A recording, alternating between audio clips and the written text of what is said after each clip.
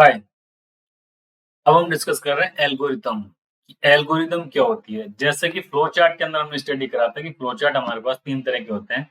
एक तो high level flow chart होता है, दूसरा डिटेल्ड फ्लो चार्ट होता है और तीसरा हमारे पास में डिप्लॉयमेंट फ्लो चार्ट होता है या मैट्रिक्स फ्लो चार्ट होता है। तो एल्गोरिथम की जब भी बात करते हैं तो आप उसके अंदर स्टडी कर ले, आप उसको कंपेयर कर सकते हैं डिटेल्ड फ्लो चार्ट के बारे में। तो डिटेल्ड फ्लो चार्ट के अंदर क्या होता है, एक माइक्रो लेवल के ऊपर step by step sequential order के अंदर आपकी किसी प्रॉब्लम का सॉल्यूशन डिफाइंड होता है। वो एक ग्राफिकल रिप्रेजेंटेशन होता है।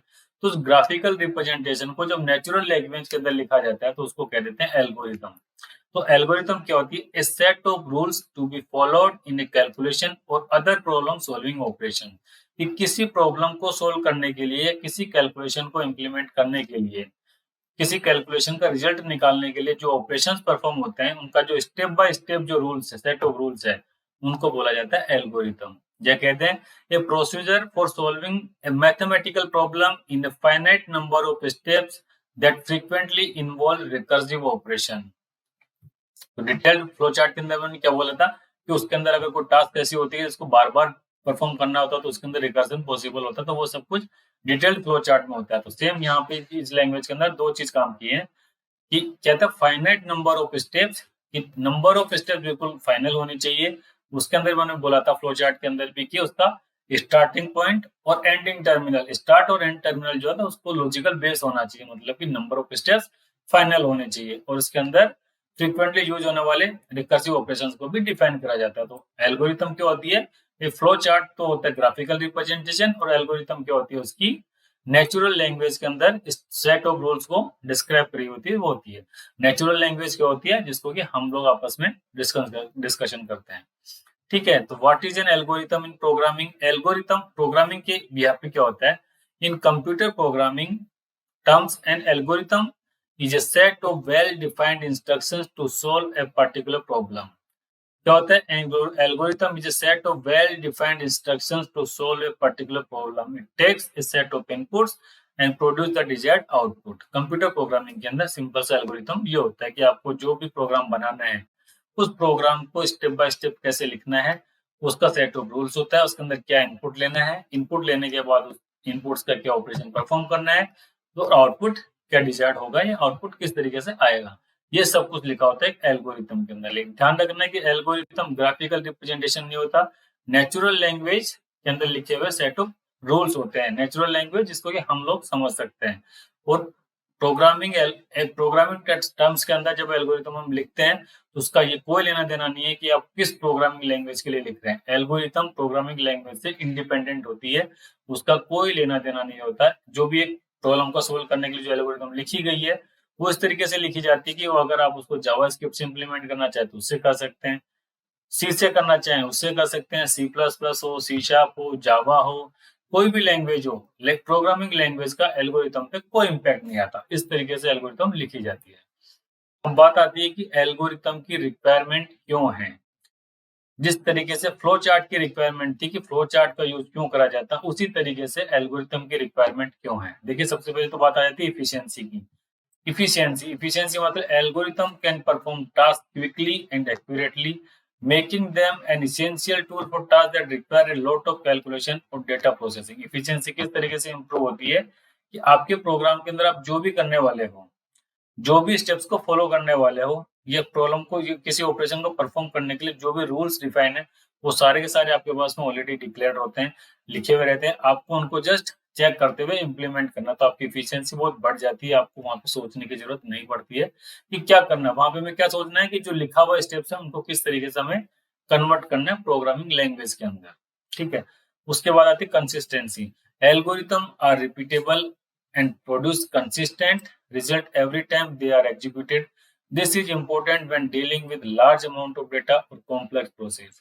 अब कंसिस्टेंसी का मतलब ये है कि जब आप एल्गोरिथम डिजाइन करते हो तो उसकी मैनुअल टेस्टिंग भी करते हो।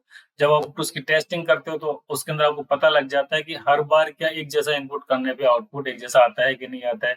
और ये चीज बहुत इंपॉर्टेंट होती है जब आपके पास में कॉम्प्लेक्स डेटा या लार्ज अमाउंट ऑफ डेटा होता है, तब आपके एल्गोरिथम को चेक करना बहुत ईजी हो जाता है। कि क्योंकि जब आप प्रोग्राम के अंदर जाएंगे तो प्रोग्राम के अंदर जो लिखेंगे तो आप उसको हर बार थोड़ा टेस्ट करने के लिए बैठेंगे हर डेटा के साथ में।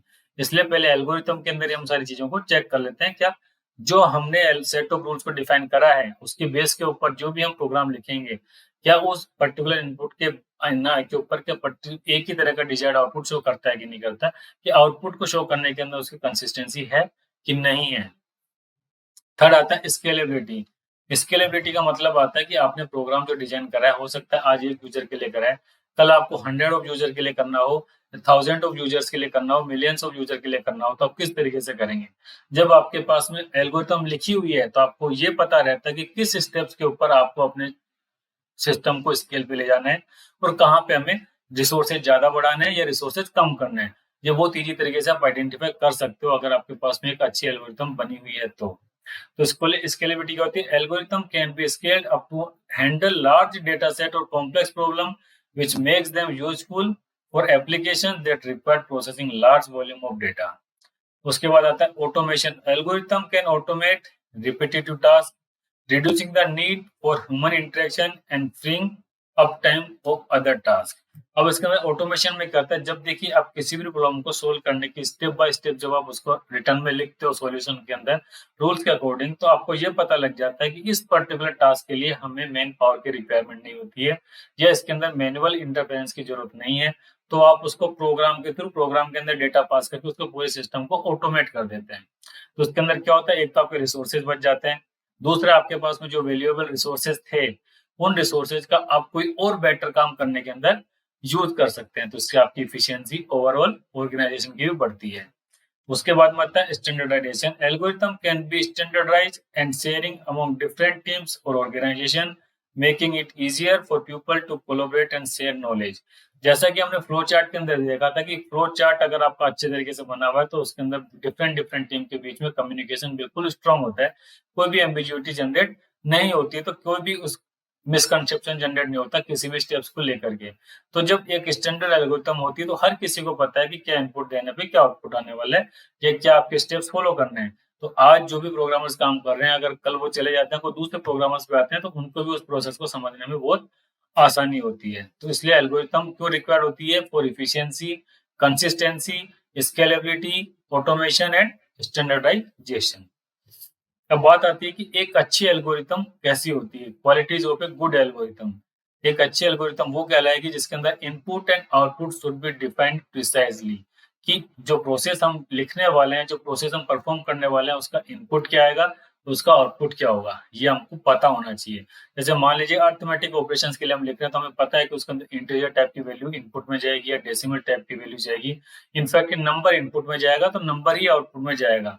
इस तरीके से डिफाइंड होता है हर ऑपरेशन का, तो एक अच्छी एल्गोरिथम होगी। सेकंड है each step in algorithm should be clear and unambiguous.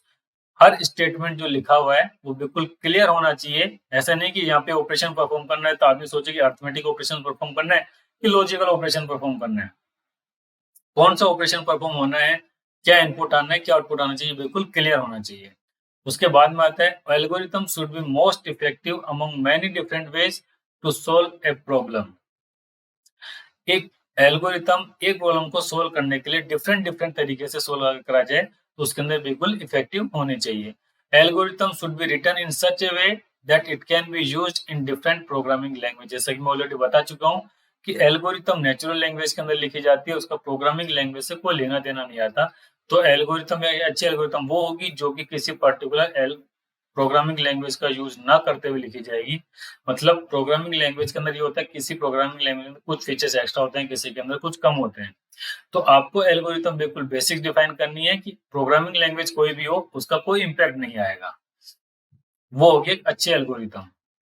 अब बात आती है कि एल्गोरिथम की कैरेक्टरिस्टिक क्या होती है। सबसे पहली बात आती है क्लियर एंड अनएम्बिगियस होने चाहिए, कि मतलब हर स्टेटमेंट उसका एकदम क्लियर स्टेटमेंट जनरेट होना चाहिए, उसके अंदर कोई भी मिसकंसेप्शन या कम्युनिकेशन गैप जनरेट नहीं करे। सेकंड चीज, well defined input and outputs होते हैं, कि क्या इनपुट आना है ये बिल्कुल क्लियर होना चाहिए, किस तरह का आउटपुट इनपुट आना है ये भी डिफाइंड होना चाहिए, किस तरह का इनपुट देने पे क्या आउटपुट आना चाहिए ये भी बिल्कुल क्लियर होना चाहिए। उसके बाद में था फाइनाइटनेस, मतलब कि जितने नंबर ऑफ स्टेप्स इसके अंदर काउंट होंगे।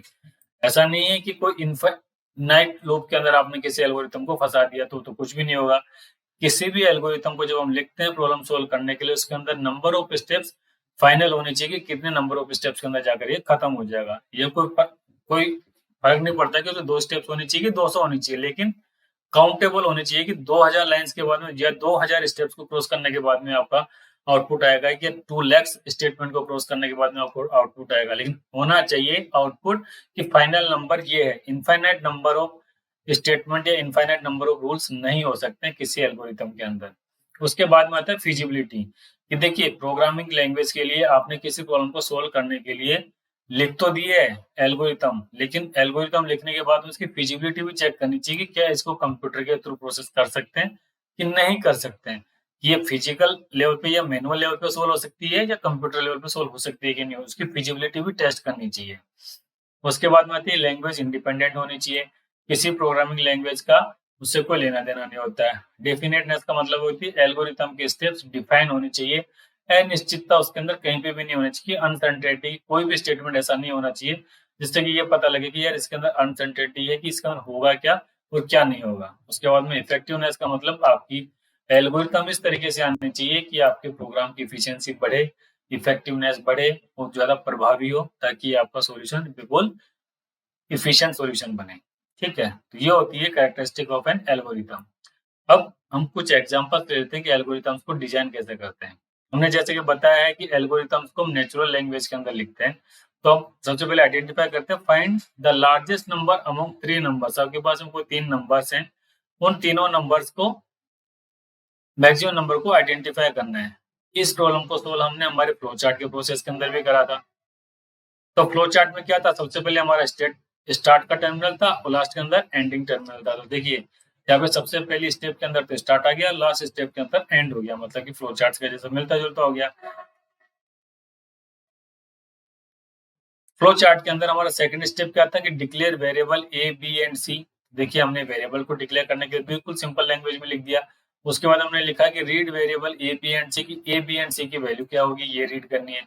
उसके बाद में हमारी कैलकुलेशन हो रही है स्टेप 4 के अंदर, if A is greater than B, तो आपको ये चेक करना है कि क्या if A is greater than C तो display A is the largest, else C is the largest.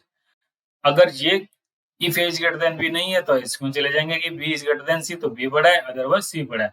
तो सिंपल जो हम जिस लैंग्वेज के अंदर बातचीत करते हैं, अगर हम मैनुअली किसी मैथमेटिक्स प्रॉब्लम को सोल्व करेंगे, सेम उसी लैंग्वेज के अंदर हम एल्गोरिथम को भी डिफाइन करते हैं, मतलब कि नेचुरल लैंग्वेज के अंदर ही लिखी जाती है। ये जो लैंग्वेज एल्गोरिथम लिखी हुई है, इसका कोई इम्पैक्ट नहीं पड़ता। इसको आप किसी भी प्रोग्रामिंग लैंग्वेज के अंदर इम्प्लीमेंट कर सकते हो, चाहे वो जावास्क्रिप्ट हो, सी हो, सी प्लस प्लस हो, सी शार्प हो, जावा हो, पाइथन हो, कोई भी हो, सभी क्या बिल्कुल सेम एल्गोरिथम सभी के ऊपर लागू होगी। एक को चेक कर लेते हो, find the factorial of A number. किसी नंबर का फैक्टोरियल निकालने के लिए आपको एल्गोरिथम लिखनी है। तो सबसे पहले तो स्टेप स्टार्ट हो गई और एंड, इसके अंदर टोटल स्टेप्स कितनी आ गई, 7। सेकंड के ऊपर आपने क्या यूज करा है, डिक्लेयर वेरिएबल एन, फैक्टोरियल और आई। आपको 3 वेरिएबल डिक्लेयर करना है। अब इनिशियलाइज करना है कि फैक्टोरियल को कहां से इनिशियलाइज करना है, 1 से, आई को कहां से इनिशियलाइज कर दिया आपने, 1 से। अब उसके बाद रीड वैल्यू ऑफ एन, जिस नंबर का फैक्टोरियल निकालना है उसको रीड करना है। रिपीट करनी टास्क को, ये आ गया रिकर्जन, कि रिपीट करना है टास्क को, रिकर्जन नहीं, यहाँ पे आ गया ये फ्लो चार्ट या वाइल लूप चार्ट क्या होते हैं, लूपिंग यहाँ पे आ गया। Repeat the steps until I equal to N. ये रिपीट जहां लिखा था आपको समझ में आ गया कि ये जो टास्क है इसको हमें बार बार रिपीट करना है, बार बार इसको रीडन करना है, रीवर्क करना है इसको। तो आई इक्वल टू एन जब तक होगा तब तक ये टास्क परफॉर्म होते रहेंगे। जैसे ये खत आई इक्वल टू एन हो जाएगा, बाहर निकल के डिस्प्ले फैक्टोरियल चला जाएगा। तो इस तरह से आपकी फैक्टोरियल ऑफ नंबर निकालने की एल्गोरिथम डिफाइन हो गई। ये भी एकदम क्लियर है, यहाँ पे भी कोई कंफ्यूजन नहीं है, बिल्कुल हमारी नेचुरल लैंग्वेज में लिखी हुई है। किसी भी प्रोग्रामिंग लैंग्वेज के अंदर इसको इम्प्लीमेंट करा जा सकता है। तो ये एक अच्छी एल्गोरिथम है। तो इस तरीके से हमारी एल्गोरिथम होती है। फ्लो चार्ट और एल्गोरिथम के अंदर क्या डिफरेंस होता है कि फ्लो चार्ट तो हमारा पिक्टोरियल रिप्रेजेंटेशन या ग्राफिकल रिप्रेजेंटेशन होता है किसी भी प्रॉब्लम को सोल्व करने का, और एल्गोरिथम क्या होती है, नेचुरल लैंग्वेज के अंदर लिखे हुए सेट ऑफ रूल्स होते हैं, सेट ऑफ इंस्ट्रक्शंस होते हैं, वो होते हैं हमारी एल्गोरिथम। ओके।